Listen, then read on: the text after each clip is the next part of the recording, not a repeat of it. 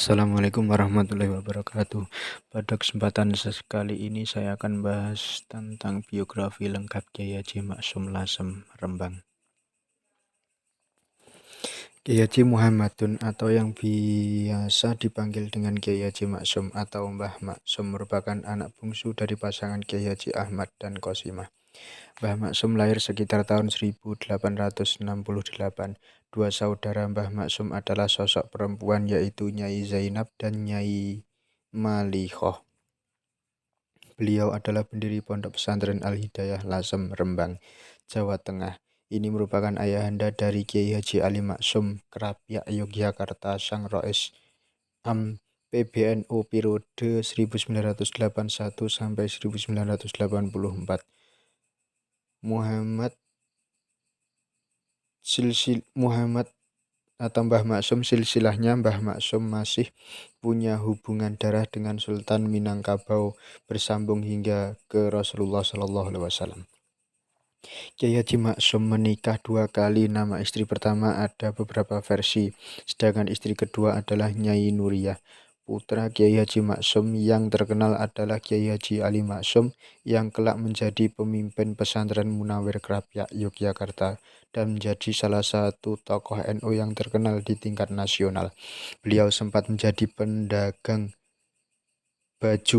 baju hasil jahitan Bu Nyai Nuriyah, juga berjualan perkakas rumah tangga atau kelitikan seperti lampu pertomak, sendok, garpu, konde, dan peniti di pasar Jombang. Sejak tahun 14 Rabiul Awal 1392 Hijriah atau 28 April 1972 Masehi, kesehatan Mbak Maksum turun drastis hingga pada akhirnya beliau masuk rumah sakit Dr. Karyadi Semarang pada tanggal 17 September 1972 Masehi selama 10 hari. Tanggal 12 Ramadan 1392 Hijriah atau 20 Oktober 1972 Masehi, Mbah Maksum menyempatkan untuk sholat Jumat di Masjid Jamek Lasem. Saat hari itu juga beliau tutup usia pada pukul 2 siang. Kepergian beliau sangat dirasakan oleh semua kalangan, mulai dari pejabat tinggi, para kiai, keluarga, masyarakat, dan para santri. Upacara pemakaman beliau dibanjiri oleh para pelayat dari berbagai daerah. Sejak kecil, ayah Mbah Maksum menitipkan Mbah Maksum kepada Kiai Nawawi Jepara untuk mempelajari ilmu agama, karena sejak kecil dia telah ditinggal wafat oleh ibunya. Pengembaraannya mencari ilmu ketika masih muda tidak sebatas di Lasem, melainkan sampai ke Jepara, Kajen, Kiai Haji Abdullah, Kiai Haji Abdul Salam, dan Kiai Haji Sirat, Kudus, Kiai Haji Maksum dan Kiai Haji Syarafuddin, Sarang Rembang, Kiai Haji Umar Harun, Solo, Kiai Haji Idris, Termas, Kiai Haji Dimyati, Semarang, Kiai Haji Ridwan, Jombang, Kiai Haji Hasyim Asy'ari, Bangkalan, Kiai Haji Khalil, hingga Mekah, Kiai Haji Mahfud At-Turmusi, dan kota-kota lain. Saat menempuh pendidikan di Syekh Mbah Kiai Haji Khalil Bangkalan, kemudian Mbah Maksum sudah dirasakan oleh Syekh Mbah Kiai Khalil Bangkalan. Dikisahkan sehari sebelum kedatangan Mbah Maksum ke Bangkalan, Mbah Khalil menyuruh para santri membuat kurungan ayam. Kata Mbah Khalil, "Tolong aku dibuatkan kurungan ayam jago. Besok akan ada ayam jago dari tanah Jawa yang datang ke sini." Begitu Mbah Maksum datang, yang saat itu usianya sekitar 20-an tahun, beliau langsung dimasukkan ke kurungan ayam itu. Mbah Maksum disuruh oleh Mbah Khalil untuk mengajar kitab Alfiyah selama 40 hari.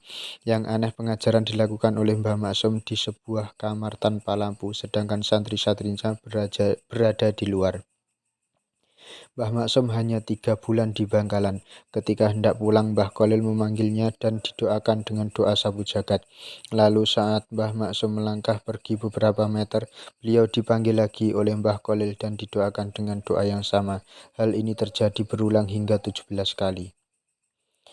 Guru-guru beliau termasuk 1 Kiai Haji Nawawi Mlonggo Kabupaten Jepara, 2 Kiai Haji Sirat Kajen Kabupaten Pati, 3 Kiai Haji Abdus Salam Kajen Kabupaten Pati, 4 Kiai Haji Umar bin Harun Sarang Kabupaten Rembang, 5 Kiai Haji Ridwan Kota Semarang, 6 Habib Idris Solo, 7. Kiai Haji Dimyati Termas. 8. Kiai Haji Syarafuddin Kabupaten Kudus. 9. Kiai Haji Maksum Damaran Kabupaten Kudus. 10. Kiai Haji Hasyim Asy'ari. 11. Kiai Haji Khalil Bangkalan. 12. Mahfud At-Turmusi. Sebelum mendirikan pesantren, Kiai Haji Maksum bermimpi bersalaman dengan Rasulullah SAW, dan setelah bangun tangannya masih berbau wangi. Di waktu lain, beliau kembali bermimpi bertemu Nabi sedang membawa daftar sumbangan untuk pembangunan pesantren, dan berpesan kepada Mbah Maksum, mengajarlah, dan segala kebutuhanmu insya Allah akan dipenuhi semuanya oleh Allah. Ketika dikonsultasikan dengan Kiai Haji Hasyim Asy'ari, Mbah Hasyim mengatakan mimpi itu sudah jelas dan tak perlu lagi ditafsirkan. Setelah mimpi-mimpinya itulah beliau menetap di Lasem dan istiqomah mengajar. Sebelum mendirikan pesantren, beliau berziarah dulu ke beberapa makam wali Allah, seperti makam Habib Ahmad Ibnu Abdullah Ibnu Thalib Al-Atas, Sapuro Pekalongan. Menurut Kiai Haji Maksum, saat berziarah pada malam Jumat, Habib Ahmad Al-Atas menemuinya dan memimpin doa bersama. Setelah itu Mbah Maksum keliling kota meminta sumbangan dan berhasil mendapatkan sejumlah uang yang dibutuhkan untuk membangun pesantren. Selain ke makam Habib Ahmad, beliau juga sering mendatangi Khaul Habib Ali Kuitang, Jakarta, dan ke makam Mbah Jejeruk Sultan Mahmud di Bimnangun, Lasem. Setiap kali berziarah ke makam Mbah Jejeruk ini, Mbah Maksum selalu membaca sholawat nariyah 4.444 kali dalam sekali duduk. Mbah Maksum juga istiqomah mengamalkan doa Nurun Nubuwah selepas sholat subuh dan asar. Setelah beberapa lama mengembangkan pondok, pesantrennya kemudian dinamakan Pesantren Al-Hidayah. Tetapi agresi Belanda tahun 1949 membuat Kiai Haji Maksum harus mengungsi dan pesantren mengalami masa vakum sampai situasi tenang dan aman kembali.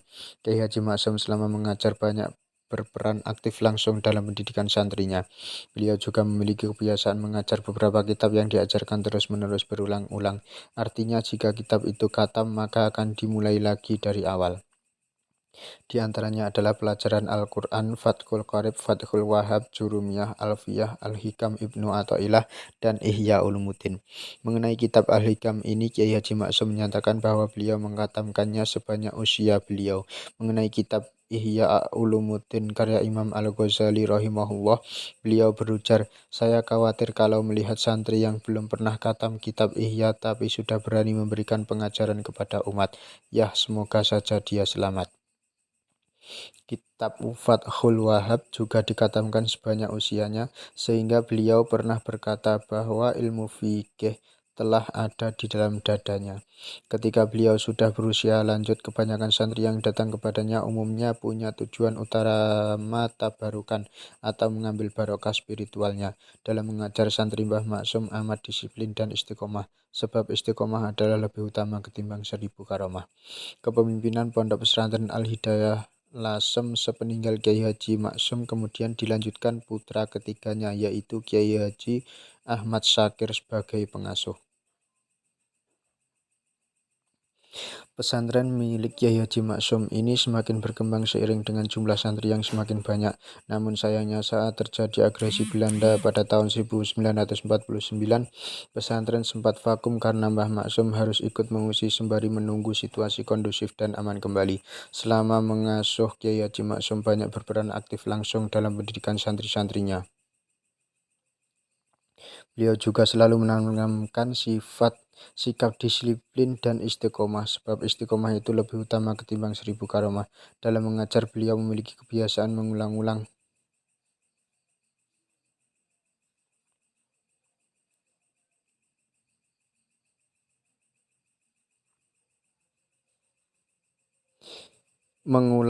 kitabnya yang sudah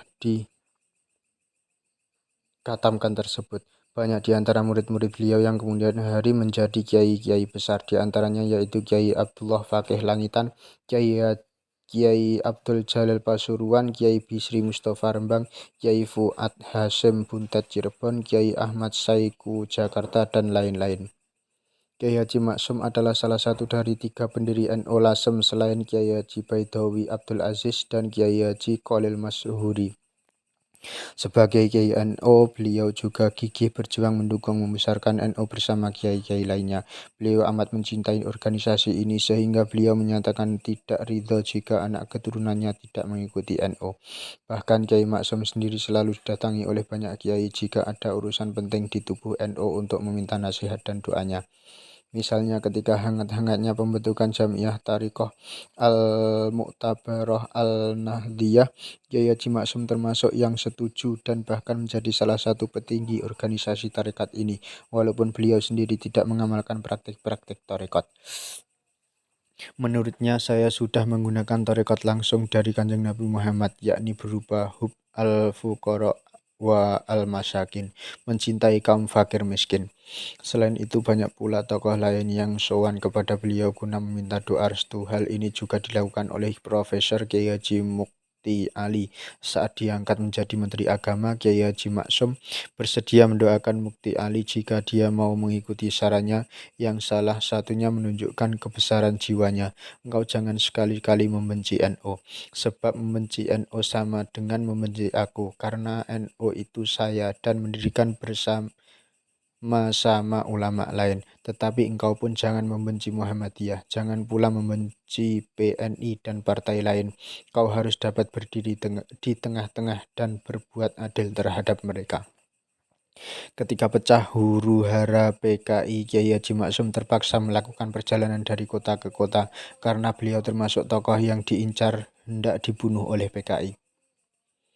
Sejak muda Kiai Maksum sudah hidup zuhud. Beliau sempat menjadi pedagang baju hasil jahitan Nyai Nuri, juga berjualan nasi pecel, lampu, petromax, sendok, garpu, konde, dan peniti. Sembari berdagang, beliau juga menyempatkan diri untuk mengajar umat dan secara rutin berkunjung ke Tebu Ireng untuk mengaji kepada Kiai Haji Hasyim Asy'ari. Walau dari segi usia Kiai Haji Maksum lebih tua, Kiai Haji Maksum berhenti berdagang setelah bermimpi bertemu Rasulullah beberapa kali, di mana Kanjeng Rasul menasihatinya agar meninggalkan perdagangan dan beralih menjadi pengajar umat. Mimpi itu terjadi di beberapa tempat di stasiun Bojonegoro. Saat antara tidur dan terjaga, beliau berjumpa Kanjeng Rasul yang memberinya nasihat, La khaira illa fi nashr al-ilmi. Tiada kebaikan kecuali menyebarkan ilmu. Beliau juga bermimpi bersalaman dengan Kanjeng Rasul dan setelah bangun tangannya masih berbau wangi. Beliau juga bermimpi bertemu Nabi sedang membawa daftar sumbangan untuk pembangunan pesantren dan berpesan kepada Kiai Haji Maksum, mengajarlah dan segala kebutuhanmu insya Allah akan dipenuhi semuanya oleh Allah. Ketika dikonsultasikan dengan Kiai Haji Hasyim Asy'ari yang biasa memanggil Kiai Haji Maksum dengan sebutan Kang Mas, Maksum karena sudah amat akrab, mengatakan mimpi itu sudah jelas dan tidak perlu lagi ditafsirkan. Setelah mimpi-mimpinya itulah beliau menetap di Lasem dan istiqomah mengajar.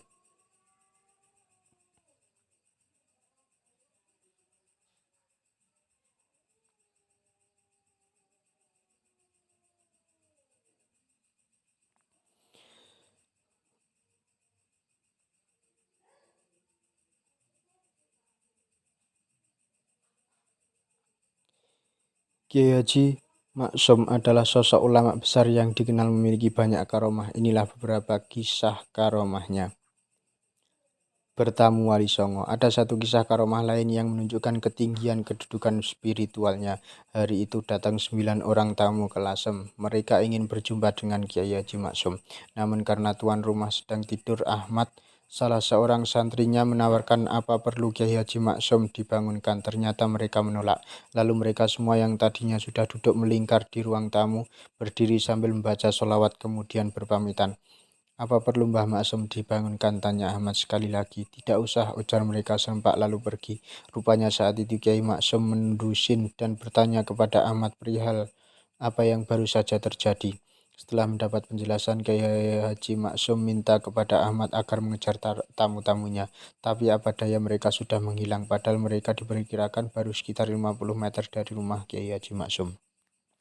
Ketika Ahmad akan melaporkan hal tersebut, Kiai Maksum yang sudah bangun tapi masih dalam posisi tiduran mengatakan bahwa tamu-tamunya itu adalah Wali Songo dan yang berbicara tadi adalah Sunan Ampel. Setelah mengucapkan kalimat tersebut, Kiai Haji Maksum tertidur pulas lagi. Karma selanjutnya yaitu beras melimpah. Ada sebuah kisah suatu ketika Ki Haji Maksum menyuruh santri bernama Zulkifli untuk mengecek persediaan beras di Al-Hidayah. Beras sudah habis dan habisnya beras itu disusul dengan terjadinya musim kemarau di Lasem. Ki Haji Maksum menyuruh Zulkifli untuk memanggil cucu-cucunya. Bersama cucu-cucunya santri Zulkifli diajak juga Ki Haji Maksum memimpin istighosah dan membaca potongan syair burdah berikut. Syair burdah tersebut dibaca 80 kali dilanjutkan dengan doa sebagai berikut.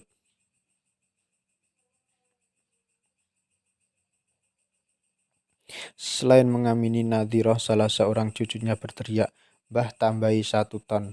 Ditimbali oleh Kiai Haji Maksum tidak 1 ton tapi lebih. Beberapa hari kemudian beras seolah mengalir dari tamu-tamu yang datang dari berbagai kota seperti Pemalang dan Pasuruan ke tempat Kiai Haji Maksum. Menurut Bapak Zulkifli, wirid istighosah itu jika diamalkan sangat manjur tentu dengan bimasaatillah. Masih soal beras, pada kali yang lain setelah mengajar 12 santrinya lalu diikuti dengan membaca Alfiyah, Kiai Haji Maksum minta mereka mengamini doanya karena persediaan beras sudah habis. Ya Allah, Gusti, saya minta beras, amin. Ke-12 santrinya itu yang ditampung dan ditanggung di rumah Kiai Haji Maksum, khidmat menyambung doanya. Doa tersebut disampaikan tanpa mukadimah dan tanpa penutup seperti umumnya doa. Jam 11 siang datang sebuah becak membawa beberapa karung beras tanpa pengantar kecuali alamat ditempel di karung-karung beras itu. Di sana tertera jelas kotanya adalah Banyuwangi. Kepada santrinya yang bernama Abrori Ahwan, Ki Haji Maksum minta agar mencatat alamat yang tertera di karung itu. Suatu saat ketika berkunjung ke Banyuwangi, Ki Haji Maksum bermaksud mampir ke alamat itu. Saat alamat tersebut ditemukan, tempat itu ternyata kebun pisang yang jauh di pedalaman. Ironisnya masyarakat di sana hampir-hampir tak ada yang kelebihan rezeki.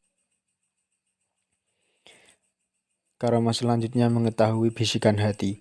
Haji Abrori Ahwan saat masih nyantri di Al-Hidayah pada awal dekade 60-an, dia pernah diminta untuk memijiti Kiai Haji Maksum. Saat sedang mijit, Haji Abrori Ahwan bertanya-tanya dalam hati. Beberapa pertanyaan itu antara lain, jika benar Mbah Maksum seorang kiai, kenapa dia tidak sering terlihat menggunakan peci haji atau serban saat keluar rumah?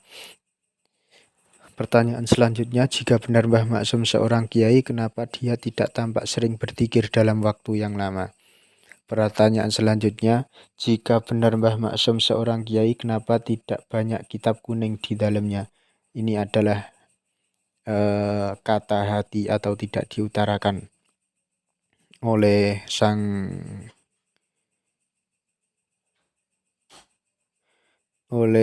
Haji Abrori tersebut.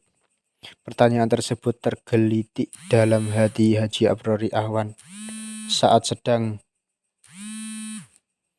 memijiti Kiai Haji Maksum. Tanpa diduga, Kiai Haji Maksum secara lisan memberikan penjelasan yang merupakan sebuah jawaban atas apa yang sedang dipikirkan oleh Haji Abrori Ahwan di dalam hatinya tadi.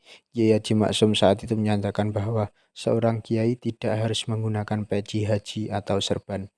Zikir seorang kiai tidak harus berupa membaca beberapa bacaan tertentu dan dalam waktu yang lama. Berzikir kepada Allah Subhanahu wa Ta'ala bisa dilakukan langsung secara praktek seperti mengajar atau menolong sesama. Kitab kuning yang dimiliki Kiai Haji Maksum sebenarnya banyak, tetapi mayoritas dibawa untuk digaji oleh putranya yang bernama Ali Maksum. Penjelasan Kiai Haji Maksum di atas dengan sendirinya dapat dipahami bahwa beliau tidak tertarik dengan simbolisme keagamaan dan tidak sebaliknya, bahwa beliau lebih senang atau menekankan isi ketimbang kulit. Mengetahui kematiannya, seandainya paman wafat pada hari ini, saya akan menyusul 2 tahun kemudian. Demikian reaksi Kiai Haji Maksum ketika mendengar kabar bahwa pamannya Kiai Haji Baidawi meninggal hari itu, 11 Desember 1970. Bahkan ucapan itu ditegaskan sekali lagi langsung di telinga almarhum ketika dia menghadiri pemakamannya. Ya paman, 2 tahun lagi saya akan menyusul. Ki Haji Maksum tutup usia pada 28 Oktober 1972 atau 12 Ramadan 1332 sepulang dari sholat Jumat di Masjid Jami' Lasem tak jauh dari rumahnya, persis seperti ucapannya menyusul 2 tahun setelah pamannya wafat. Mendatangkan kendaraan. Kali ini soal dokar atau delman. Santri yang mengawal Mbah Maksum kebingungan. Setelah maghrib, sudah menjadi kebiasaan dokar di daerah Batang Pekalongan tidak akan ada yang berani keluar kecuali kalau di Sater. Namun Mbah Maksum berkata, sholat dulu, kendaraan soal belakang. Ketika itu rombongan Mbah Maksum sudah sampai di sebuah musola, maka sholatlah mereka secara berjamaah. Bahkan dilanjutkan hingga sholat isya. Setelah semua selesai, rombongan pun melanjutkan perjalanan dan tanpa diduga, begitu rombongan keluar dari halaman musola, lewatlah sebuah dokar kosong. Mereka pun menaikinya. Subhanallah, semoga biografi tadi bermanfaat. Sekian, assalamualaikum warahmatullahi wabarakatuh.